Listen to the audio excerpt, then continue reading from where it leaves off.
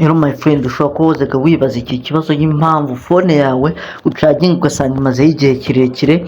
Tugiye kubikemura rero. Uburyo tugiye kubikemuramo, urinjira hano muri setting, abatahaze setting ya telefoni yawe uyifungure. Ukimara kuyifungura barakuzana hano, urahita uza ukande hano ngaha kuri battery. Hari phone usanga icaginga vuba, imaramo umuriro vuba, bikorerwa hano ngaha muri setting yayo. Dore hano ngaha handitse charge complete eton.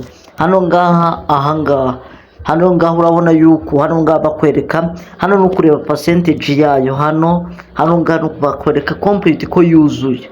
Noneho urahita uza hano ngaha aha ngaha ushaka washyiramo mode kugeza zigera saa sita za nijoro, ubwo phone yawe ikishyiramo akadege. Wakibaza ngo bikorwa gute? Urinjira hano ngaha muri saving hano hejuru, uhita uza hano hejuru, n'ubundi uhita ufungura kano kantu ko hejuru ukigafungura hano hasi barahita bakwereka nk'ubu n'urugero saa sita za nijoro uragiye shyiramo indege ku buryo ki ntayirenze iyo saa, ugahita ubyemezamo hano ngaha gutya. Phone yawe ugiyemo akadege saa sita za nijoro zagera igahita igira ute, igahita ubwayo ishyiramo akadege.